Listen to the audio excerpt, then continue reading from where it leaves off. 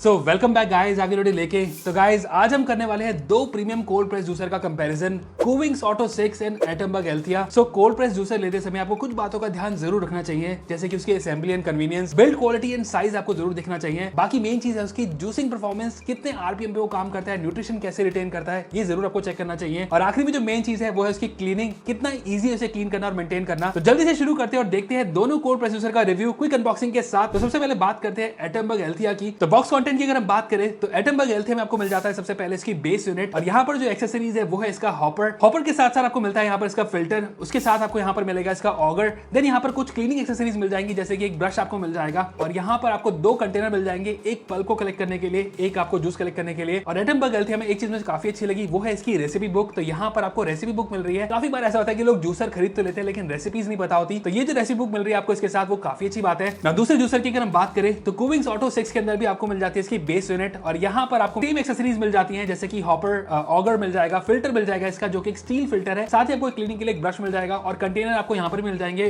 Pulp को collect करने के लिए, जूस को कलेक्ट करने के लिए। तो यहाँ पर आपको जस्ट मैनुअल मिल रही है, कोई भी रेसिपी बुक ऐसा चीज के अंदर नहीं मिल रही। तो ये रहे हमारे दोनों juicers, Atomberg Althea and कूविंग्स auto 6। तो सबसे पहले बात करते हैं इनकी असेंबली की। तो दोनों ही cold press juicer vertical design के साथ आते हैं। दोनों की जो क्वालिटी है वो आपको सॉलिड मिल जाएगी, लुक वाइज दोनों ही मुझे प्रीमियम लग रहे हैं। और एटमबर्ग एल्थिया में आपको एडिशनल ये एलईडी इंडिकेशन मिल जाता है फ्रंट में, तो थोड़ा ज्यादा प्रीमियम इसको लुक दे रहा है ये। असेंबली की अगर हम बात करें तो दोनों में ऑलमोस्ट सेम टाइम लगा मुझे असेंबल करने में।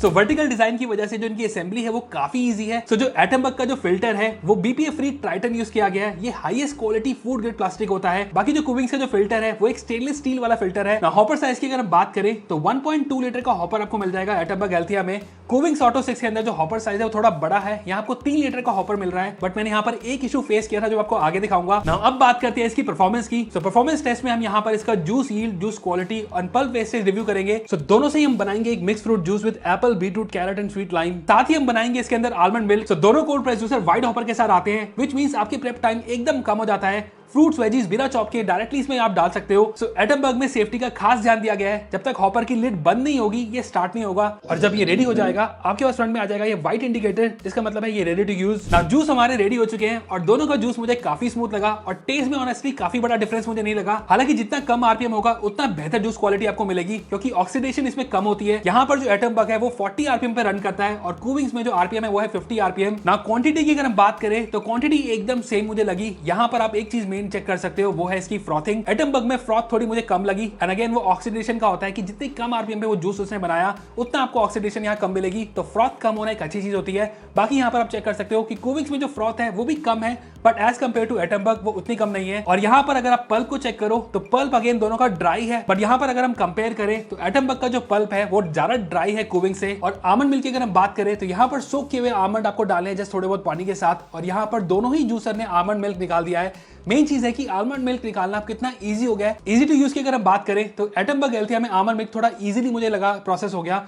बाकी कूविंग्स के अंदर भी जो आलमंड मिल्क है वो अगेन इजीली निकल जरूर जाएगा, बट क्लीनिंग के टाइम पे मुझे काफी ज्यादा हैसल हुआ। और एटमबर्ग वाले जूसर में मुझे एक चीज काफी अच्छी लगी, वो थी इंटेलीरेव। यहाँ पर आपको इंटेलीरेव फीचर दिया गया है जिससे ऑटोमेटिक रिवर्स हो जाता है। इन केस अगर आपका जो जूसर है वो अगर जाम हो जाए तो ये ऑटोमेटिकली रिवर्स हो जाता है, तो आपको एक हैंड्स फ्री एक्सपीरियंस मिल जाएगा। वहीं कूविंग्स में आपको रिवर्स फंक्शन जरूर दिया गया है, लेकिन यहाँ पर आपको मैनुअल रिवर्स करना पड़ेगा, तो ये मुझे एटमबर्ग में एक एडवांटेज लगा इंटेलीरेव का। ना हॉपर साइज जरूर बड़ा है कूविंग्स ऑटो 6 का, बट एक चीज मुझे इशू लगा कि जब आप यहाँ पर वेजिटेबल्स या फिर फ्रूट्स डालोगे तो यहाँ पर आपको एक पुशर दिया गया है जिससे आप पुश कर सकते हो वेजिटेबल्स को, बट बड़ा हॉपर होने की वजह से वो वेजिटेबल्स थोड़ा इधर उधर घूमती रहेंगी।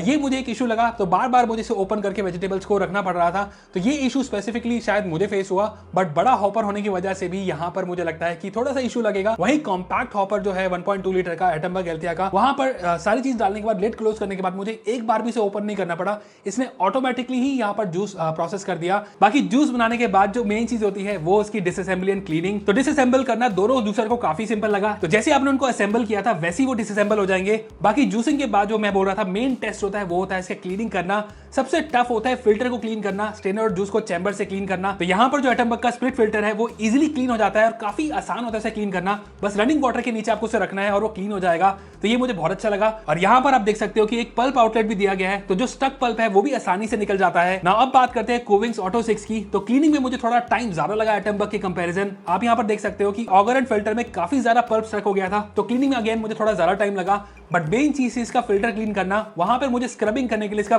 ब्रश यूज करना पड़ा और इतना क्लीन करने के बाद भी फिर भी ये 100% क्लीन नहीं हुआ। बाकी क्विक कंपैरिजन के लिए आपकी स्क्रीन पर एक टेबल आ जाएगा, तो आप चेक कर सकते हो पॉज करके। सो अब बात करते हैं फाइनली कि कौन सा कोल्ड प्रेस जूसर आपको लेना चाहिए। सो दोनों कोल्ड प्रेस जूसर का जूसिंग परफॉर्मेंस, टेस्ट और न्यूट्रिशन आउटपुट काफी अच्छा मुझे लगा। यहाँ पर दोनों लगभग बराबर ही है। बिल्ड क्वालिटी और जूस फिल भी दोनों ही ब्रांड से इंप्रेसिव दिया है, लेकिन जब प्राइस पॉइंट की अगर हम बात करें तो डिफरेंस यहाँ पर क्लियर हो जाएगा। तो एटमबर्ग एल्थिया का जो प्राइस है वो है 14,999 और कूविंग्स ऑटो 6 की जो कीमत है वो है 27,999। सो ओवरऑल मैं कहूंगा कि अगर आप एक फ्रीक्वेंट जूस कंज्यूमर है जो अच्छी जूसिंग परफॉर्मेंस के साथ कन्वीनियंस, इजी क्लीनिंग और सेफ्टी फीचर्स को प्रायोरिटी देते हैं तो एटमबर्ग एल्थिया एक वैल्यू फॉर मनी चॉइस बन जाता है। वहीं अगर आप एक एस्टैब्लिश ब्रांड को प्रेफर करते हैं जो इस कैटेगरी में सालों से है तो कूविंग्स भी एक ऑप्शन है। बाकी कैसे लगे आपको ये दोनों जूसेस मुझे कमेंट कर बताओ और वीडियो चलिए तो लाइक का बटन जरूर दबा देना और चैनल पे नहीं तो सब्सक्राइब जरूर दबा देना। तो आज के लिए बस इतना ही, फिर मिलेंगे हम नेक्स्ट वीडियो में। Till then good bye.